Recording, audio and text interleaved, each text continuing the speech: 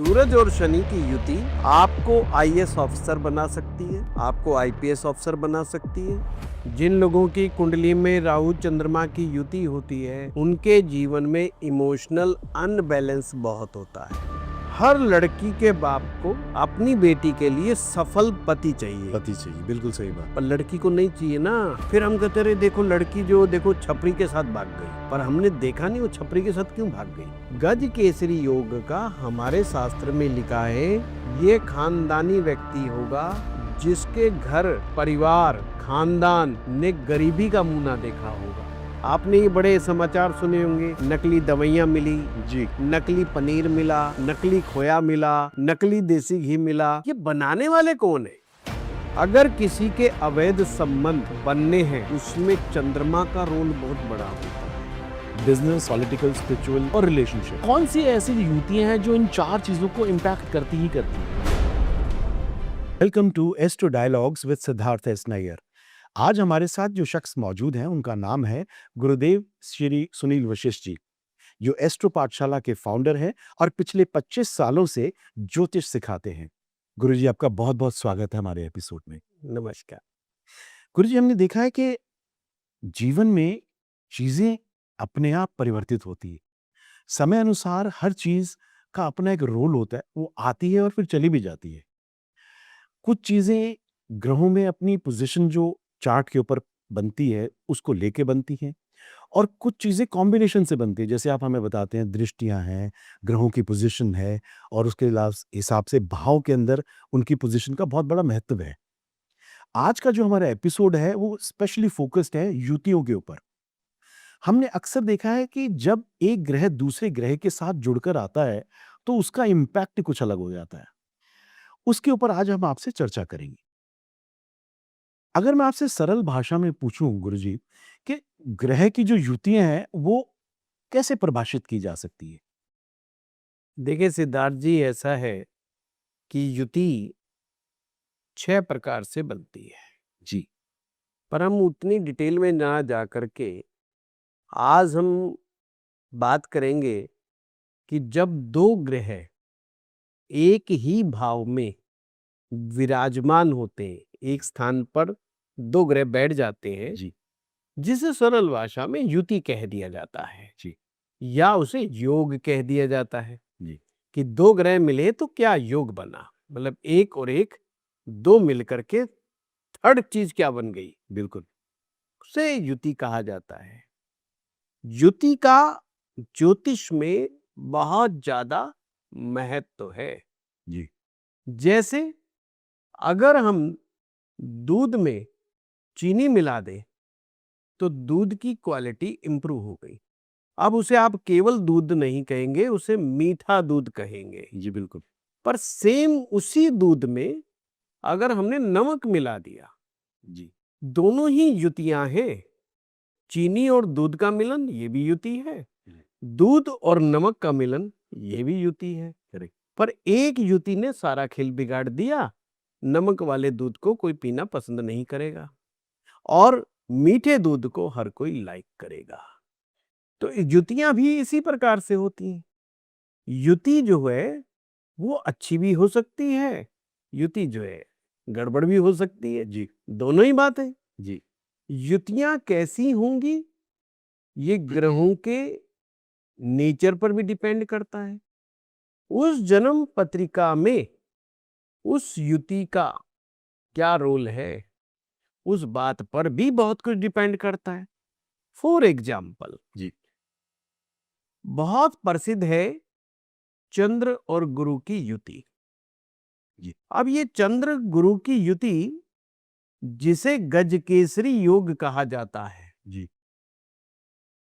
अगर ये कर्क लगन में फलित हो रही है, यानी कि किसी व्यक्ति का कर्क लगन है, कर्क लगन में चंद्रमा और गुरु दोनों ही योगाकारी है, दोनों फेवरेबल प्लेनेट हैं कर्क लगन वालों के लिए। अब जब ये मिलेंगे तो चांसेस हैं कि उस व्यक्ति को बहुत अच्छे परिणाम प्राप्त होंगे। पर इसके विपरीत यही अगर मकर लगन की कुंडली में गुरु और चंद्रमा की युति घट जाए तो वैसे परिणाम प्राप्त ना होंगे, नहीं हो। क्योंकि वह मकर लगन के लिए फेवरेबल ग्रह नहीं है। चंद्रमा मार्केश है और गुरु जी महाराज जो है 12वें भाव के स्वामी है, जी। तीसरे भाव के स्वामी है। जी। तो ऐसे में जो फलादेश आएगा वो एक समान नहीं आएगा। जी बिल्कुल। तो ज्योतिष में केवल मात्र युति देख करके फलादेश करना बहुत ही बड़ी गंभीर समस्या है। बिल्कुल सही कह रहे हैं आप। इसलिए अक्सर लोग जिन्हें ज्योतिष नहीं आता, ज्योतिष का ज्ञान नहीं है, वो लोगों को गुमराह कर बैठते। हमारे पास बहुत केस आते हैं कि साहब शुरू में तो हमें ज्योतिषी ने बताया था कि हमारी कुंडली में गज केसरी योग है। हम तो 40 साल के हो गए, ना गज दिखाई दे रहा ना केसरी दिखाई दे रहा जीवन के अंदर। ये गज केसरी योग फलित भी होता है कि नहीं है? तो लोगों को डाउट होता है कि गज केसरी योग फलादेश में आता भी है कि नहीं आता है। नहीं, उसके अलावा अगर ये भी देखा जाए गुरुजी कि फलादेश में आया या नहीं आया, क्या ये शुभ और अशुभ का रिजल्ट भी दे सकता है? मतलब जैसे बिल्कुल। आपने बोला गज केसरी योग अपने आप में बहुत बड़ा योग है, पर क्या ये शुभ और अशुभ भी हो सकता है उस केस में? कोई भी अच्छी चीज जरूरी नहीं हर किसी के लिए अच्छी हो। ये बात है। हर व्यक्ति के लिए अच्छी चीज की परिभाषाएं कुछ हद तक अलग अलग होती हैं। जी। मैं एक एग्जाम्पल के देता हूं। जैसे अगर किसी को बीजेपी पसंद है, अब बीजेपी उल्टी हरकत भी करेगी, उससे भी उसमें कहीं ना कहीं मास्टर स्ट्रोक दिखाई देगा। और अगर किसी को कांग्रेस से नफरत है, उसकी अच्छी बात में भी उसको नफरत दिखाई जी देगी। बिल्कुल। ये एक मानव का स्वभाव है। जी। हर चीज हर एक के लिए अच्छी नहीं होती है। जी। कुछ लोगों के लिए चीजें भिन्न भिन्न ही होती हैं। वो लंबे समय के बाद इंसान को स्वयं को पता चलता है कि मेरे लिए क्या अच्छा है और मेरे लिए क्या बुरा है। बुरा है, बिल्कुल सही बात। जैसे यंग बच्चा हम्म। हमेशा उसको लगता है मैं कुछ भी कर सकता हूं। कुछ भी का मतलब कुछ भी। पर जब वो एक उम्र को प्राप्त करता है तो उसे पता चल सकता है कि मैं सही मायने में वास्तव में कर क्या सकता हूं। जी। फिर वो अपनी चीजों को प्रायोरिटाइज करने लग जाता है कि यार मैं ये तो अच्छा कर सकता हूं और ये मेरे बस का बस का नहीं है, बिल्कुल। तो ऐसे ही इन युतियों के साथ होता है। युतियां इंडिविजुअल लेवल पर हर व्यक्ति को अलग अलग जो है रिजल्ट दे सकती है। दूसरी बात, ये युति किस भाव में बन रही है ये भी बड़ा महत्वपूर्ण है। अगर भाव गलत हो गया तो युति का फलादेश बिगड़ जाएगा। हमने शुरुआत में आरंभ में ही एग्जाम्पल लिया था गुरु और चंद्र का जी। कि कर्क लगन में गुरु और चंद्र अगर इकट्ठे हुए युति बनी तो अच्छा है। जी। पर ये भी बात आधी अधूरी सत्य है। जी। इसमें भी पेच है। पेच क्या है? अगर कोई पूछे कि ये गुरु और चंद्र अगर सप्तम भाव में यानी कि मकर राशि में अगर कर्क लगन में आ जाए, कहने का तो गुरु चंद्र एक साथ आ गए, जी। बट यहां एक समस्या हो गई। कर्क लगन में सप्तम भाव में गुरु नीच राशि के हो जाते हैं, क्योंकि वो मकर राशि है, गुरु की नीच राशि है। अब गज केसरी योग में कहा गया है दोनों ग्रहों में से कोई भी ग्रह नीच राशि का नहीं होना चाहिए, तभी वो फलित होंगे, तभी वो फलादेश देगा। जी। किसी भी रूप में दोनों में से कोई भी ग्रह कमजोर नहीं होना चाहिए। नीच का नहीं होना चाहिए, कमजोर नहीं होना चाहिए। पर यहाँ तो नीच का हो गया। हाँ, तो एक तो पॉसिबिलिटी खत्म ही हो गई, तो गज केसरी योग ही भंग हो गया। भंग हो गया। यानी सबसे बेस्ट लगन हमने लिया। हाँ जी, हाँ जी। गज केसरी के लिए बेस्ट लगन पकड़ा हमने जी। उसमें भी वो बेस्ट नहीं रहा। तो अर्थ ये हुआ गुरुजी के जैसे राशियों के साथ किस राशि में बन रहा है लगन की किस राशि में बन रहा है, उसके अलावा ये भी देखना जरूरी है कि किस भाव में बन रहा है। भाव में बन रहा है। और फिर अगर हम ये सोचें कि मान लो लगन भी अच्छा है, भाव भी अच्छा है, क्या फिर भी इसका अलग अलग लोगों पर अलग अलग प्रभाव होगा? बिल्कुल, क्योंकि अगला नेक्स्ट स्टेप एस्ट्रोलॉजी का वो तो अभी हमने इस्तेमाल ही नहीं किया, उपयोग में नहीं किया। नवमांश में उसकी क्या स्थिति है, गुरु और चंद्र नवमांश में कैसा प्रदर्शन कर रहे हैं। अगर दोनों में से गुरु चंद्र से एक भी ग्रह नवमांश कुंडली में कमजोर किसी भी कारण से हो जाए तो फलादेश नहीं आएगा, यानी कि वह गज केसरी योग के परिणाम नहीं दे पाए। गुरुजी, जैसे ये वैदिक के हिसाब से आपने समझा, अब क्या इसी युति को अगर हम लाल किताब में देखें तो क्या बहुत बड़ा अंतर आता है इन पूरी युति? बिल्कुल नहीं, कोई भी अंतर नहीं है, समझने का चक्कर है। अच्छा। दरअसल सबसे बड़ा ड्रॉबैक ये रहा, लाल किताब सिखाने वालों ने लाल किताब को गलत तरीके से समझा या सिखाया। बिल्कुल। उन्होंने कहा ये याद कर लो कि कौन सा ग्रह किस भाव में बैठा हुआ है।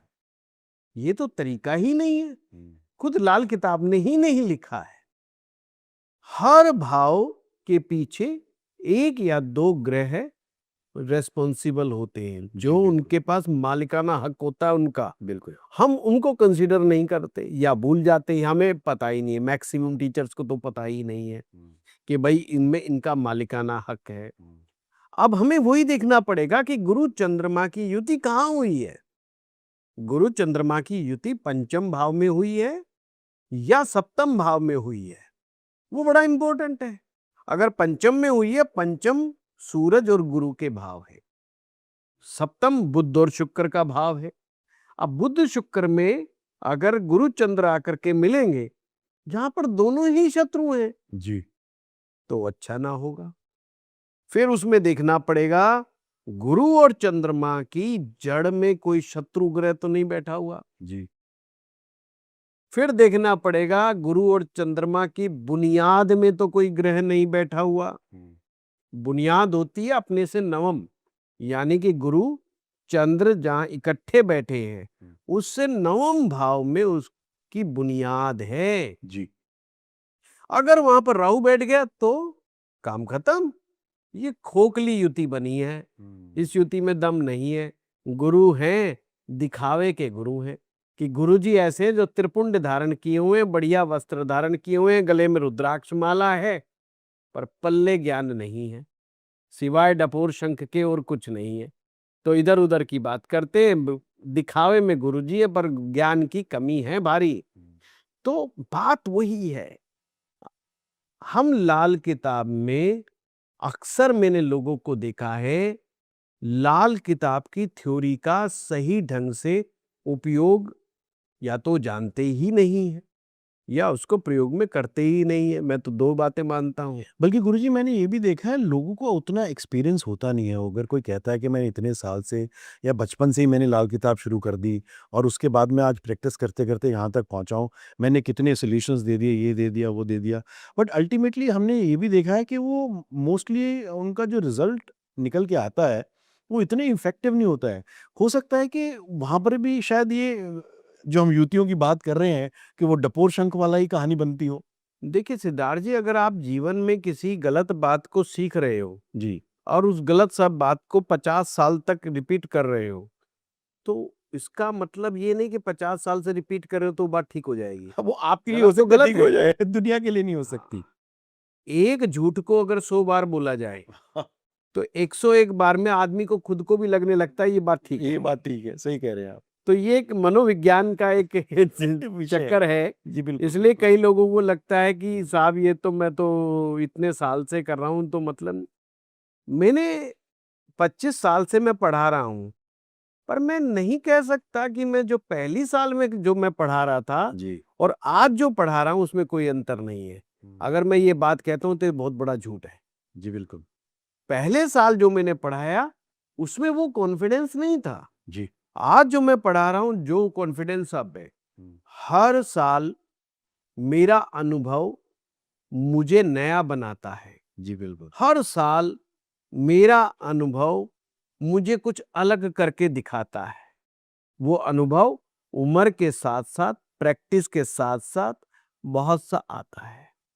स्टूडेंट हमें सिखाने का काम करते हैं। जी बिल्कुल। स्टूडेंट इशारे करते हैं कि हमें लग रहा है कि हमें ऐसे सीखना चाहिए। हम्म, एक अच्छा टीचर उनके इशारों को समझ करके अपने अंदर परिवर्तन पैदा करके उनको चाहे तो सिखा सकता है। जी बिल्कुल। इसमें कोई दो राय नहीं है। आगे बढ़ते हैं गुरुजी। इसमें युति और दृष्टि को अगर देखें तो क्या फर्क हम समझते हैं इसके ऊपर सर? दृष्टि का फल अलग है, युति का फल बिल्कुल अलग है। दृष्टि का मतलब देखना। मैं इस सोफे पे बैठा हूं, आप उस सोफे पे बैठे हो। जी मैं आपको देख रहा हूं, आप मुझे देख रहे हो। जी। देखना यानी दृष्टि। दृष्टि। देखने पर क्या हो सकता है? देखने का तात्पर्य यह है कि मैं अपनी बात आपके पास आसानी से पहुंचा सकता हूं।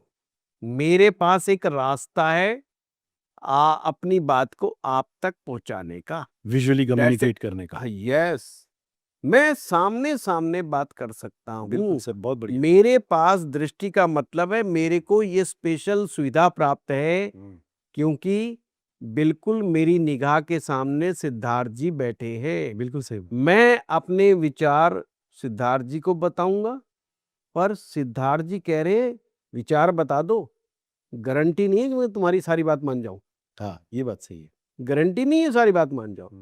फिर गारंटी किस चीज की? जी। गारंटी एक ही चीज की है, अगर आपकी मेरी दुश्मनी नहीं है, मेरी मित्रता है, तो ये चांस है कि 70% बातें मैं आपकी मानूंगा क्योंकि मुझे पता है कि आप मेरे हितैषी हो। बिल्कुल बिल्कुल।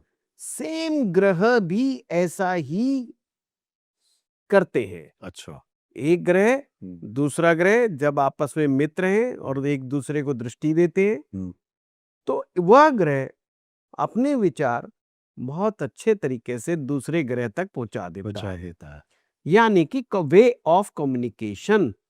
बहुत बढ़िया। ये दृष्टि है। पर युति अलग चीज हो गई। युति ऐसे समझो कि हिस्सेदारी। मैं आप ही के सोफे पे साथ में बैठ जाता हूं। जी 2 सीटर सोफे पे 2 लोग बैठ गए, जी। युति हो गई। अब दोनों में से एक कहेगा जैसे मैं कहूंगा वैसे बात बनेगी, तो दूसरा कहेगा ये चलेगा नहीं। मेरा भी इसमें हिस्सा है, मेरी भी बात माननी पड़ेगी, मेरी भी बात सुननी पड़ेगी। जी बिल्कुल। उन्होंने कहा तेरे विचार और मेरे विचार जब दोनों विचारों को मिला देंगे ये तो नई चीज बन जाएगी। जी। आप और मैं एक ही सोफे को बैठ करके शेयर करें। जी। आप बिल्कुल सेकुलर और मैं कहूं जी मैं धर्मवादी। अब मेरी मजबूरी है कि मुझे सेकुलर आदमी की बात सुननी पड़ेगी। बिल्कुल। और सेकुलर की मजबूरी है कि कि उस भाई धर्म अगर वाले ये की बात- मंत्र जाप करेगा, ये पाठ पूजा करेगा तो मुझे स्पेस देना पड़ेगा, देना ये मेरी पड़ेगा। मजबूरी है। बिल्कुल। तो आप क्या कहेंगे? अरे भाई सबकी अपनी अपनी धार्मिक आस्था है, अगर ये पंडित जी कुछ कर रहे करने दो, जी हमें तंग नहीं कर रहे तो बात खत्म। जी। मैं कहूंगा चले भाई, ऐसा है सिद्धार्थ जी के अपने विचार है, अपने विचार प्रकट करने का हर एक को वो है। हम लड़ नहीं रहे, हम दोनों जने मिलकर के किसी थर्ड चीज का निर्माण कर सकते हैं, किसी थर्ड फैक्टर का निर्माण कर सकते हैं। वो युति का मतलब होता है। जो तीसरी पॉसिबिलिटी क्रिएट हुई इसमें, वो युति का रिजल्ट है। वो युति का रिजल्ट है बहुत बड़ी कि बहुत क्या चीज पैदा हो रही है। चंद्रमा और गुरु दोनों कफ है। चंद्रमा भी कफ क्रिएट करता है, गुरु भी कफ क्रिएट करता है। तो कफ और कफ मिल गए यानी कफ बढ़ गया। बढ़ गया। कफ अगर बढ़ेगा तो स्थूलता बढ़ेगी, यानी जिसकी कुंडली में चंद्र और गुरु की युति है वो पतला नहीं रह सकता, वो थोड़ा बहुत भी खा लेगा तो मोटा होने के चांस बढ़ जाएंगे उसके। जी जी जी जी। That's it. ये गज केसरी हो गए। बहुत बढ़िया। युतियों को थोड़ा और आगे लेके चलते हैं गुरुजी। हम देखते हैं कि कुछ ऐसी युतियां हैं, जैसे पहला एग्जाम्पल लेके चलते हैं, सूर्य और बुध की युति। अब इसमें इंटेलिजेंस, लीडरशिप और कम्युनिकेशन तीन के दिखती हैं। इसको किस परिप्रेक्ष्य में देखना चाहिए हमें? पहली बात तो ये समानतः 60 to 70% कुंडली में मिलने वाला योग है। अच्छा। सबसे ज्यादा ज्योतिष में अगर किसी को युति देखने को मिलेगी जी। तो सूर्य और बुध को मिलेगी। पर सूर्य बुध की युति तो हो गई, फिर वहां पर यही अंतर आएगा, किस राशि में, किस भाव में। सूर्य बुध में से योगाकारी कोई है कि नहीं है, यानी कि ग्रह की उस युति की प्लेसमेंट, फेवर अनफेवर, ये सब देखना पड़ेगा। केवल मात्र सूर्य बुध को ये कह देना कि आप बहुत इंटेलिजेंट हैं, बहुत अच्छे कम्युनिकेटर हैं, ये बात पूरी तरह से ठीक नहीं है। तो मतलब अगर ये तीनों चीजें रिफ्लेक्ट करती भी हैं, इंटेलिजेंस, लीडरशिप और कम्युनिकेशन, पर वो डिपेंडेंट है कि वो भाव किस में बन रही है, उसके अलावा वो कौन सी राशि में आ रहा है, और उसका फिर D9 चार्ट में कैसा रूप रंग निकला है। सामान्य बुद्धि वाले व्यक्ति के चार्ट में भी सूर्य बुध मिल सकता है, अच्छा। बेशक उसकी कम्युनिकेशन स्किल बहुत अच्छी ना हो। करेक्ट। तो ये इसकी संभावना बहुत ज्यादा है। सूर्य बुध का मतलब क्या है? सूर्य यानी सोल, आपकी आत्मा। आत्मा का मतलब आपकी को जो भगवान ने चेतना शक्ति प्रदान की है, उस चेतना शक्ति का अपना एक अनुभव है जी। पूर्व जन्मों का अनुभव। आत्मा अपने साथ कर्म और संस्कार दोनों का समावेश करके चलती है। बिल्कुल। बुद्धि का संबंध उन चीजों से नहीं है। बुद्धि एक प्रकार से अनुभव करती है। जो जो चीजें आपकी बुद्धि में हैं, बुद्धि में जो चीजें हैं वो अनुभव जन्य हैं। किसी बच्चे ने आग में हाथ लगाया, पेन हुआ, उसने पीछे झटका दिया, बुद्धि ने रजिस्टर कर लिया कि भाई आग में हाथ नहीं डालना, हाथ जल जाएगा। ये उसका जो अनुभव है वो बुद्धि ने रजिस्टर कर लिया स्ट्रांगली। जो पेनफुल चीजें हैं संसार में, बुद्धि उसको भी रजिस्टर कर लेती है, और जो अच्छी चीजें हैं बुद्धि उसको भी रजिस्टर कर लेती है। बुद्धि का काम बस रजिस्टर में नोट करने की तरह है, आप ऐसे समझिए। सूर्य बुध की युति हुई, बुद्धि वैसा ही काम कर रही है जैसा आत्मा चाहती है, और आत्मा पिछले जन्मों का अनुभव है। तो इसे ये संयोग बहुत अच्छा संयोग माना जाएगा। पर शर्त वही, या तो सूर्य पावरफुल हो, बुध पावरफुल हो। अगर सूर्य बुध दोनों पावरफुल है तो ये बुद्धि बहुत अच्छी है। ये इंटेलिजेंस एक तरह से प्रैक्टिकल इंटेलिजेंस में कन्वर्ट होगा। आपने इस संसार में बहुत सारे लोग देखे होंगे जो वाकई इंटेलिजेंट है जी, सिर्फ बोलते रहते हैं, पर उनकी खुद की लाइफ में कोई परिवर्तन आपको देखने को नहीं मिलता है। इंटेलिजेंट लोग अपनी प्रतिभा को कई बार नहीं पहचान पाते। दूसरों की प्रतिभाओं को समझने की शक्ति उनमें होती है, अपनी नहीं समझ पाते। तो उस बुधादित्य का फायदा क्या हुआ? आप बुद्धिमान हो, इससे भी बड़ी चीज है आप बुद्धि को सही डायरेक्शन में उपयोग करके कुछ फलित कर दे, अच्छे रिजल्ट्स ला दे, तो फायदा है। आप डॉक्टर हो, आपने किताबें तमाम पढ़ ली हैं, आपने 10 साल लगा दिए, पर ना पेशेंट की बीमारी समझ पा रहे हो, ना बीमारी को ठीक कर पा रहे हो। दोनों ही चीजों की अगर कमी है तो मामला खराब है, किताबी ज्ञान काम ना आया। बुधादित्य योग वाले किताबी ज्ञानी भी हो सकते हैं, ऐसी संभावना बहुत ज्यादा है कि उन्हें किताबी बुकिश नॉलेज तो है बट प्रैक्टिकल नॉलेज नहीं है। तो डिपेंड क्या कर रहा है कि बुध जो कि लोक व्यवहार का सबसे बड़ा ग्रह है। जी, फिर से रिपीट कर रहा हूं, बुध ग्रह लोक व्यवहार का सबसे बड़ा ग्रह है। जी लोक व्यवहार का मतलब है आप मेरे साथ जैसा व्यवहार कर रहे हैं मैं भी वैसा व्यवहार करूंगा, पर ये भी देखूंगा आज व्यवहार इनका कैसा है, क्या भविष्य में ये मेरे काम आएंगे। जी आप मुझसे नाराज हो गए, पर मैंने कहा यार ये व्यक्ति आज बेशक मुझसे उल्टा सीधा बोल रहा है पर इससे बिगाड़नी नहीं है, क्योंकि ये हमारे भविष्य में काम आएगा। सही बात। तो हमने क्या करा, हमने रिलेशन को बिगड़ने नहीं दिया।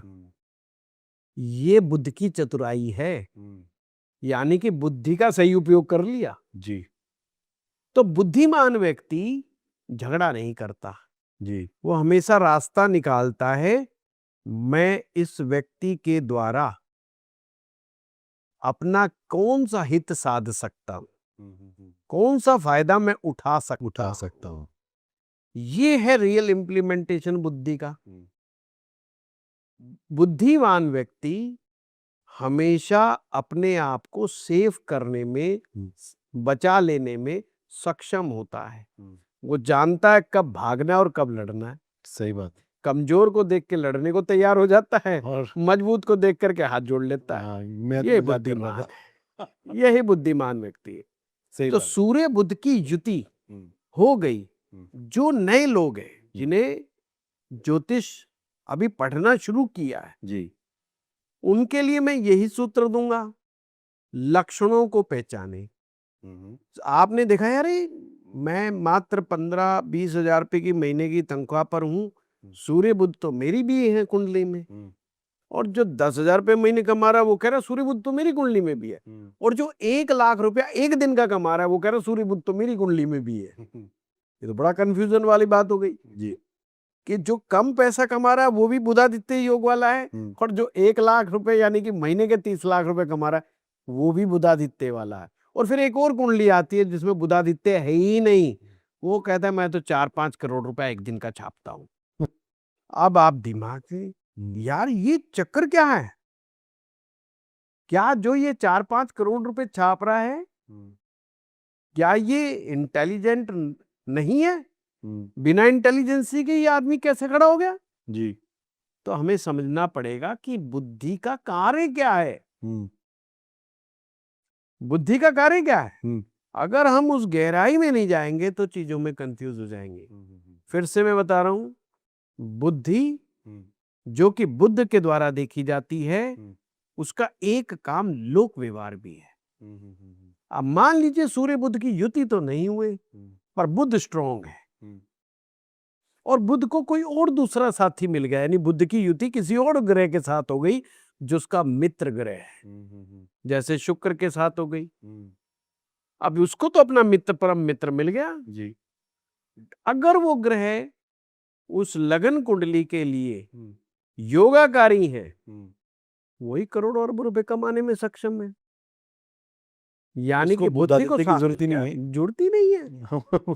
तो ज्योतिष में हमें मूल बिंदु तक पहुंचने की आवश्यकता होती है, और जब हम मूल चीज को समझते हैं तो हमें फलादेश करने में दिक्कत नहीं आती है। हाँ। कभी भी एक धर्रे पर नहीं रहना चाहिए। जी जी ज्योतिष सीखने वाले को पूर्वाग्रह से ग्रसित नहीं होना नहीं चाहिए। होना चाहिए। इसी तरीके से गुरुजी हम समझते हैं कि सूर्य की अगर हम बात करें शुक्र के साथ युति हो गई, अब दोनों ग्रह जो है एक क्रिएटिविटी, फेम और लग्जरी, उस हिसाब से अगर हम सोचे तो तीनों चीजें कैसे इंपैक्ट होती हैं दोनों के साथ जुड़ने से? पहली बात तो जुड़ने से मतलब इकट्ठे होने से। सूर्य और शुक्र का जो कॉम्बिनेशन है जी जी ये बड़ा अच्छा भी है और बड़ा बुरा भी है। जी अच्छा कैसे है? सूर्य यानी कि राजा, राजा की फर्स्ट चॉइस होती है मेरे पास जो भी चीज हो वो सुंदर हो, जी अच्छी हो, बेस्ट हो, बेस्ट हो। दूसरे के पास नहीं हो। हाँ, दूसरे के पास नहीं नहीं हो। हाँ ये तो मुझे राजा कौन मानेगा? हाँ सही बात। शुक्र यानी कि स्त्री, सुंदर स्त्री, सुंदरतम स्त्री। अब डिपेंड्स ऑन कि सूरज और शुक्र इकट्ठे बैठे तो हैं, पर शुक्र ने एक स्पेसिफिक दूरी बना रखी है शुक्र सूरज के साथ, यानी कि अगर वो ज्यादा नजदीक जाएगा शुक्र तो जल सूरज के तो जल जाएगा। अब आप इसको दूसरे पॉइंट से समझो, लॉजिकल तरीके से, जी पति पत्नी के तरीके से। जी किसी महिला का पति राजा है, हम्म, किंग है। हम्म। अब वो पत्नी उस तरह से व्यवहार नहीं कर सकती जैसे एक सामान्य पत्नी ये व्यवहार कर सकती है। जी बिल्कुल। यानी ये नहीं कि राजा के कान मरोड़ दे कि भाई जो मैं चाहती हूँ वो होगा। जी राजा कहेगा दूसरी ले आऊंगा तेरी बात मानूंगा, इस बात की कोई कोई गारंटी नहीं गारंटी है। नहीं है। अब यहाँ पर एक पीड़ित है, हम्म, शुक्र पीड़ित है। हम्म, सूरज और शुक्र की युति को गंदा इसलिए माना जाता है क्योंकि यहाँ पर शुक्र परेशान है हम्म, कि हस्बैंड राजा है। हम्म, शुक्र की दूसरी प्रॉब्लम यह है कि वो कंप्लेंट नहीं कर सकता कि राजा की, हम्म, क्योंकि लोग कहेंगे राजा का तो ख्वाब होता है कि लड़कियों को राजा मिले, हम्म। तुझे राजा मिला है, तो कंप्लेंट भी नहीं कर सकते। किस बात की कंप्लेंट? कमी क्या है तेरे पास? चाहिए क्या तेरे को लाइफ में? करेक्ट। नौकर चाकर, जमीन जायदाद, मकान, वाहन, सब कुछ है। मान सम्मान, इज्जत, सब कुछ है तेरे पास, पावर शक्ति सब है तेरे पास। हम्म, एक चीज की कमी है कि राजा तेरी सुनता नहीं है, और राजा नहीं सुनता इसलिए वो राजा है। हाँ सही बात। समझ रहे हो बात को? जी जी जी पर शुक्र की फिलॉसफी समझिए। जी। शुक्र कहता है कि मैं तेरे दिल पे राज करूं, तेरे दिल और दिमाग को अपने कंट्रोल में रख लूं। इसलिए लड़कियों को वो लड़के ज्यादा पसंद आते जो उनकी उंगलियों पे डांस करते हैं। उन्हें वो लड़के पसंद बिल्कुल भी नहीं आते जो उन जो पर अपनी रोब बातें चलाते हैं। मनवाते हैं और रोब चलाते हैं। हाँ, पति पत्नी के पीछे झगड़ा ही यही है।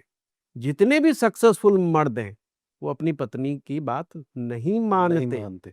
मानने का ड्रामा करते हैं बस। हम्म। जो समझदार है हम्म, वो कहता वो ड्रामा ठीक है, करते ठीक है, हैं। ड्रामा करता है, हाँ मैं तेरी मान रहा हूँ, तेरी सुन रहा हूँ, कद्दू नहीं मानते। हम्म, पत्नियों को भी एहसास है कि मानना मुनता कुछ नहीं है, बातें पूरी सुनता है। बात तो सुन लेगा बट मानेगा नहीं। माने कुछ नहीं। अब ये विडंबना है हमारे समाज की, जी। सूरज और शुक्र की युति। हम्म, हर लड़की के बाप को हम्म। अपनी बेटी के लिए सफल पति चाहिए, पति चाहिए, बिल्कुल सही बात है। पर लड़की को नहीं चाहिए ना। फिर हम कहते रहे देखो लड़की जो देखो छपरी के साथ भाग गई, पर हमने देखा नहीं वो छपरी के साथ क्यों भाग गई, क्योंकि छपरी हर बात मानता उसकी। हाँ, वो कहती है बाइक लेके आओ, वो बेचारा आ जाता है। वो कहती है मुर्गा बन जाओ, वो मुर्गा बन जाता है। वो कहता है इसको खट्टा बोलो, खट्टा बोल देता है। वो कहता है इसको मीठा बोलो, मीठा बोल देगा। अब एक पढ़ा लिखा लड़का जो अच्छी जॉब कर रहा है, वो 4-5 लाख रुपए महीने के कमा रहा है, वो कैसे मान जाएगा? मानेगा ही नहीं। मतलब ही नहीं। इसलिए लड़कियों की हमेशा कंप्लेंट रहती है मेरे बाप ने गलत लड़का चूज कर लिया। समझ रहे हो बात को? बिल्कुल बिल्कुल। बाद में बहुत गहराई है। बहुत गहराई। सूरज शुक्र का मेल का मतलब ही ये होगा कि भाई मेरा पार्टनर मेरी बात नहीं सुनता है। पर उसकी गुरुजी पहली कंप्लेंट यही होगी कि मेरा पार्टनर मेरी बात नहीं सुनता। पर सूरज और शुक्र से मिला क्या? शुक्र बड़ा ही आर्टिस्टिक प्लेनेट है, सौंदर्य का प्लेनेट है। जी। सूरज बड़ा खुश है कि मेरी पत्नी बहुत सुंदर है। मतलब ये ऐसा है कि मैंने जो दुनिया का बेस्ट आर्ट है वो मेरे घर में है। मेरे घर में है। तो मैं हर आ आदमी जाऊं। तारीफ कर रहा है कि आपकी पत्नी बहुत अच्छी है, बहुत बहुत अच्छी बहुत है। बहुत सुंदर है, बहुत बढ़िया बोलती हैं, हाँ। बढ़िया बातचीत करती हैं। हाँ, अब वो अंदर बैठ के रोता है कि मेरी तो सुनती नहीं, हाँ, मेरे को मानती ही नहीं। मानती नहीं। शुक्र कह रहा है ये आदमी बकवास है, हाँ, रुपए तो लाखों कमा रहा, महीने के हैं, मेरे किस बट काम के? मेरा किस काम का? तो सही बात। सूरज और शुक्र की युति हम्म, जिस भी कुंडली में होगी, हम्म। उनकी कंप्लेंट रहती है मैरिज लाइफ को लेके। अच्छा गुरुजी, ये तो बहुत ही एक्साइटिंग डिस्कशन है। मैं सिर्फ ये जानना चाहूंगा कि वो ऐसी क्या चीजें हैं जो एक युति के लिए डिपेंडेंसी बहुत बढ़ जाती है जिनकी। देखिए युति के लिए बहुत महत्वपूर्ण है सबसे पहले नक्षत्र। नक्षत्र। कि जो युति बन रही है वह ग्रह किस नक्षत्र में विराजमान है। ठीक है। नंबर 2 किस राशि में विराजमान है। ठीक है। नंबर 3 किस भाव में विराजमान है। नंबर 4 वही प्लेनेट नवमांश में कहाँ विराजमान है। और फिर वो डिसाइड करता है मिलके कि ये युति हमें क्या फल देने वाली है, मतलब किस लेवल तक फलित हो। किस लेवल तक फल देने वाली है। जैसे मैं एक एग्जाम्पल देता हूं जी, गज केसरी योग का। जी। गज केसरी योग का हमारे शास्त्र में लिखा है कि ऐसा व्यक्ति जिसके अंदर हाथी पालने की हिम्मत है और शेर जैसी उसकी शक्ति है। अच्छा, गज केसरी, केसरी। केसरी में ना शेर, शेर। मतलब खुद शेर के समान है। परिणाम क्या लिखे हैं उसके? ये खानदानी व्यक्ति होगा जिसके घर परिवार खानदान ने गरीबी का मुंह ना देखा होगा। पिता भी बहुत फेमस व्यक्ति होगा, मतलब बहुत प्रसिद्ध व्यक्ति होगा। व्यक्ति किसी ना किसी कला का विशेष कारीगर होगा, मतलब कला के उसके अंदर क्षेत्र हो। में, चाहे वो बहुत अच्छी पोयम गढ़े, चाहे आर्टिस्ट हो, चाहे वो बहुत अच्छा एक्टर हो, कुछ भी हो, कोई ना कोई इसमें कला होगी, कला हो। आर्ट भी होगी, कलाकार होगा। ठीक है। धन धान्य की कोई कमी उसके जीवन में नहीं होगी। जैसे ही वो इस संसार में आएगा उसके बाप की तरक्की कई गुना बढ़ जाएगी। अच्छा। अमिताभ बच्चन साहब की कुंडली में गज केसरी योग है। उनके पिताजी हरिवंश बच्चन साहब जब ये पैदा हुए तो वो राष्ट्रकवि हो गए। उनका संबंध किससे था? इंदिरा गांधी से, जवाहरलाल नेहरू से। आप सोचिए, एक कॉलेज में पढ़ाने वाला अध्यापक और संबंध है प्रधानमंत्री से, किस लेवल का हुआ है। और अमिताभ बच्चन फेमस कितने हैं तो मुझे बताने की जरूरत नहीं है। बिल्कुल सही बात। उनके बेटे की कुंडली में भी है यही योग, पर उतना फलादेश नहीं है, उतना फलित नहीं है। सबसे ज्यादा फलित किसके? अमिताभ जी की कुंडली में फलित ज्यादा हो रहा है। उनके पिता की कुंडली में भी इतना फलित नहीं हुआ, बेटे की कुंडली में और कम फलित हुआ। एक ही योग कई लोगों की कुंडली में है और सबके परिणाम फलित होने के डिफरेंट है। ये असर है इन युतियों का। तो ये 4 चीज़ों पे डिपेंड करता है कि कितना वो इम्पैक्ट रहेगा।